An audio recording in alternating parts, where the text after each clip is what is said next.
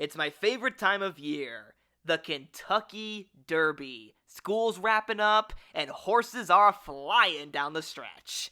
I am excited. It's been so fun covering this year's Derby over the last month, but now it's time to finally put it all together in one big analytical video. To answer some important questions, go over some changes since the last Derby profiles I've made, and also talk about the potential horses who might handle the mud, because this Kentucky Derby could come up sloppy. So without further ado, let's go through the field. First up, we got Citizen Bull. Now, since the video that I made on him, a lot of things have changed. He is now the sole Baffert horse with the scratch of Rodriguez, the blinkers are coming back on for him, and he has worked pretty well. However, I still have serious doubts about this horse. He is in the number 1 position, which is not an ideal place to run in the Kentucky Derby if you're a front runner.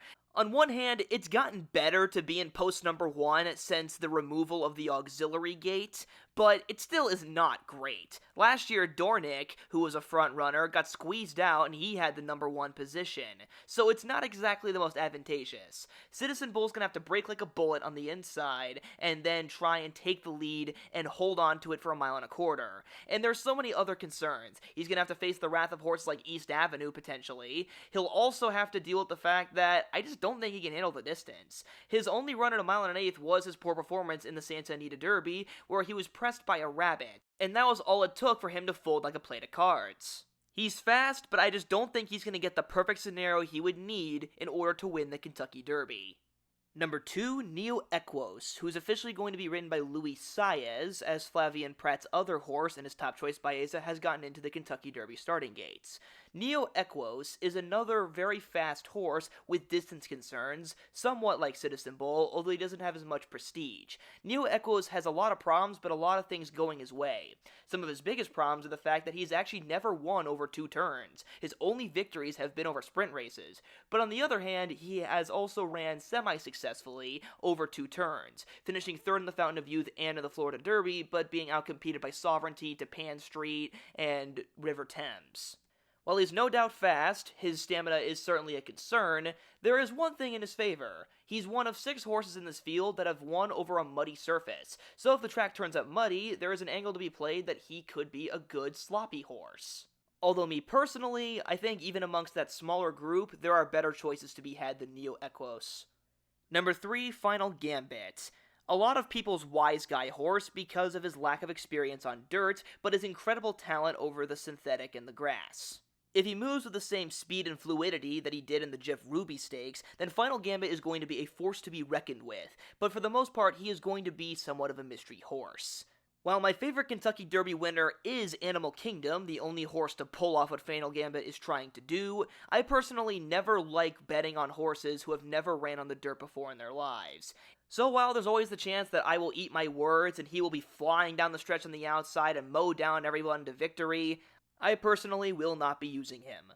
Number 5, American Promise. This is one of the winners over a sloppy track, and in fact, when he broke his maiden on a sloppy track at Oaklawn Park, he defeated a fellow Kentucky Derby participant, Publisher. Already the winner of the beauty contest, in my personal opinion, being 17 hands of chestnut flesh.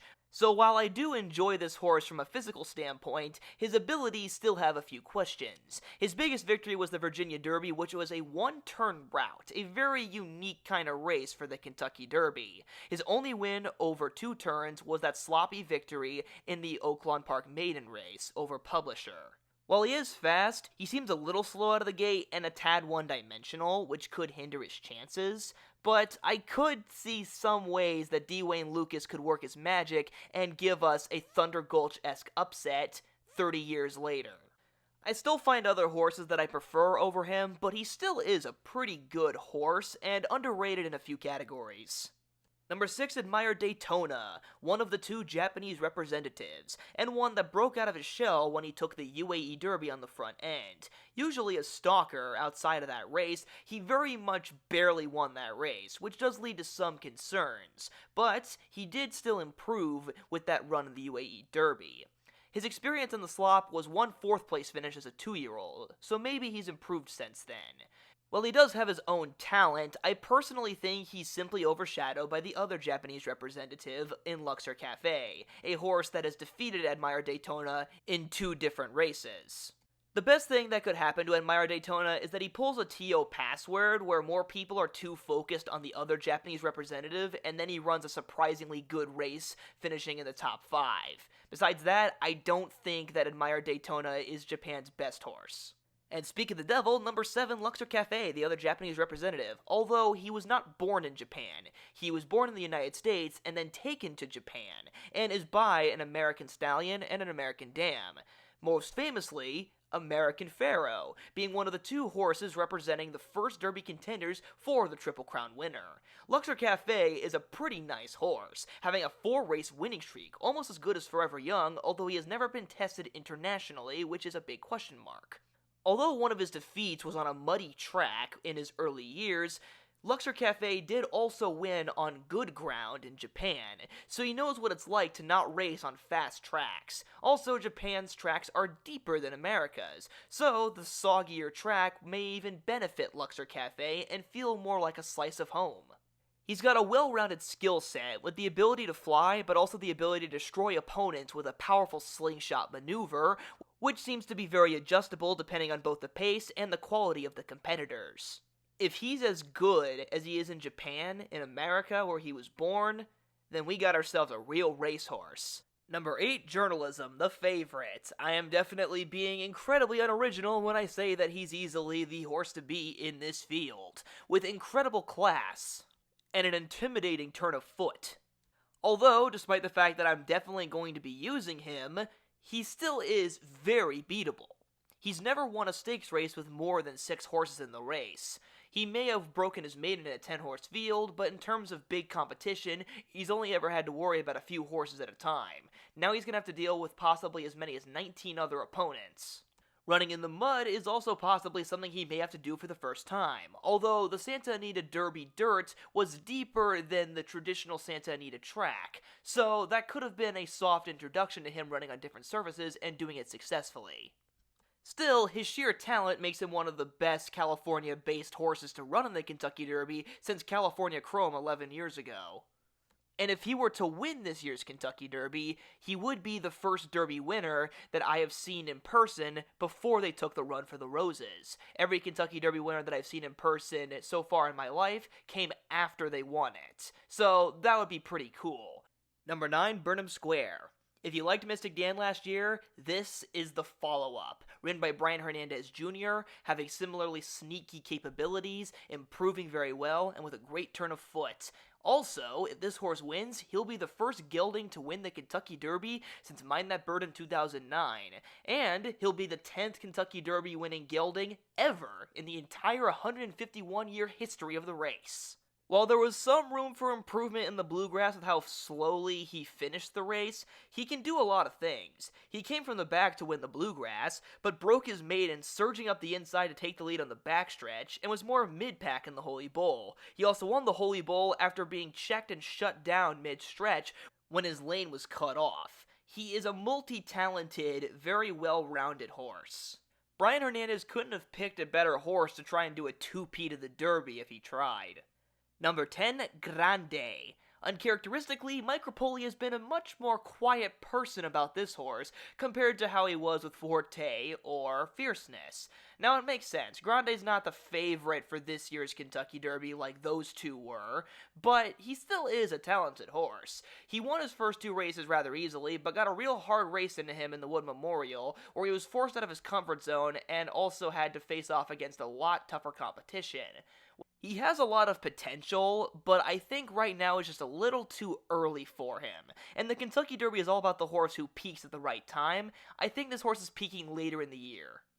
Number 11, Flying Mohawk. This horse, owned by Jason Worth, who last year brought Dornick to the winner's circle for the Belmont Stakes, is not like Dornick. This horse is a huge long shot. Now, rather humorously on a podcast, Jason Worth did say that the next person who tells him that Flying Mohawk doesn't have a shot in the Kentucky Derby, he's gonna personally choke out through the computer screen.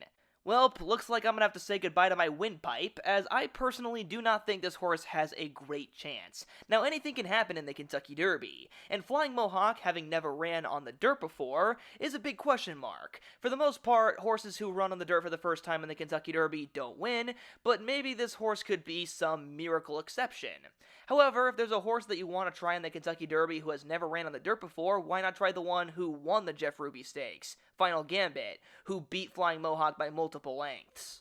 He's a decent turf and synthetic horse, but with his very turfy pedigree, I don't really think he's meant to run on the dirt.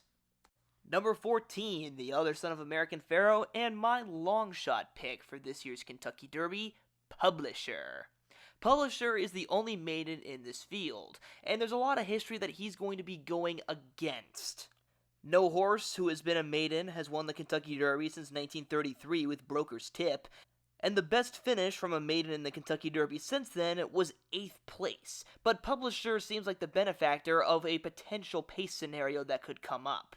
Publisher would be the perfect horse to rally lay and get a piece of the pie if there were to be a pace meltdown, akin to a Rich Strike type. Publisher also ran well in the mud, only losing to American Promise at Oaklawn Park, so if it's muddy and there's a pace meltdown, Publisher is your guy, which could be very major possibilities. Working out alongside him in this video is another great closer, Tiztastic, who has been both successful on the turf and on the dirt, flying late and improving with a victory in the Louisiana Derby.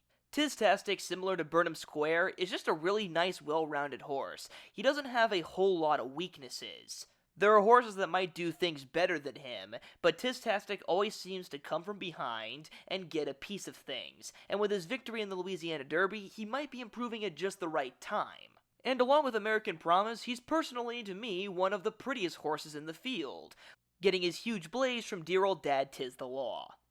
Number 15, Render Judgement, a horse with a lot of sentimentality because he is owned partially by the late country singer Toby Keith. Besides that, he doesn't really belong in this race. For one, his trainer originally didn't plan on running him. It was his owners who made that decision instead. The other big thing with Render Judgement is that in 5 Kentucky Derby preps, even when he ran second in the Virginia Derby, the closest that he has ever been to winning a Derby prep is 4 lengths. Combined, he's lost 5 Derby preps by 49 lengths. And if that wasn't already enough, he has a quarter crack. Now, a racehorse can run with a quarter crack, but the big thing is, to win the Kentucky Derby, you need to be at 110%. So having a crack in your hoof, when the hoof is your engine, the old saying goes, no hoof, no horse. Even at his best, he can't keep up with a lot of Kentucky Derby contenders, and now he has to deal with a crack in his foot? I just don't think so. Number 16, Cole Battle. Easily one of the coolest stories in this year's Kentucky Derby. Some people think that this sentimental dream has wheels coming off it after his 3rd place finish in the Arkansas Derby. And that does lead to his biggest worry, which is going to be handling the 1.25 mile distance, as he has never won further than 1.16 miles.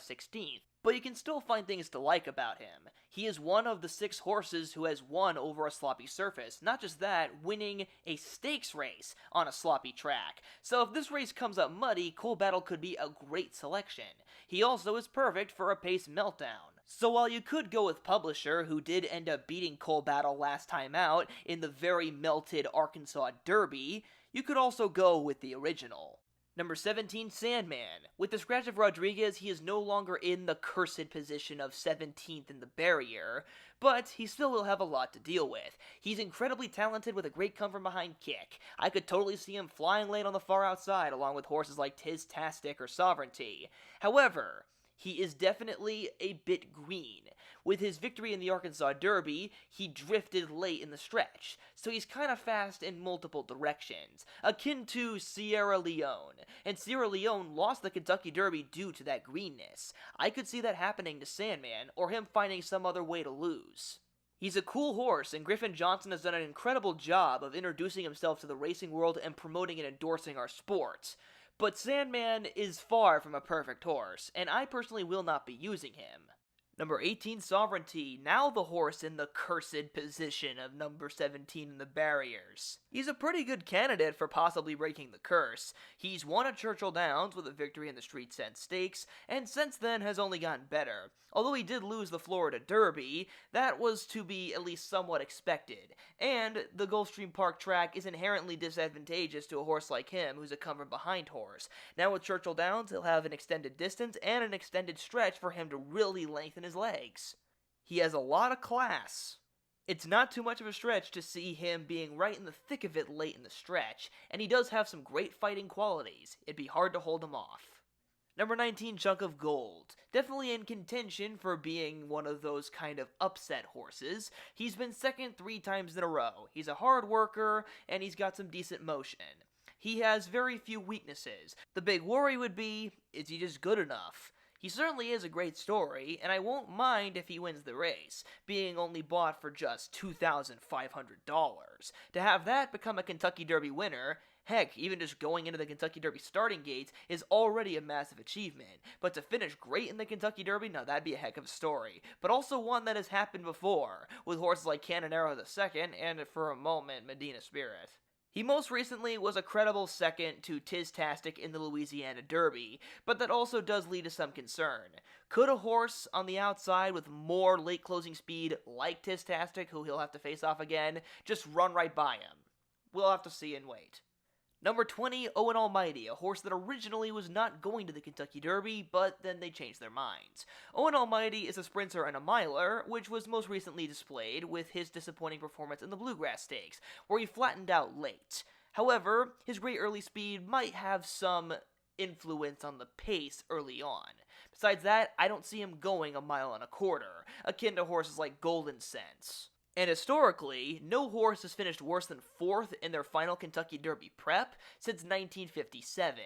He was a lot more effective and consistent at shorter distances, and it seems like the further you go, the less his speed lasts.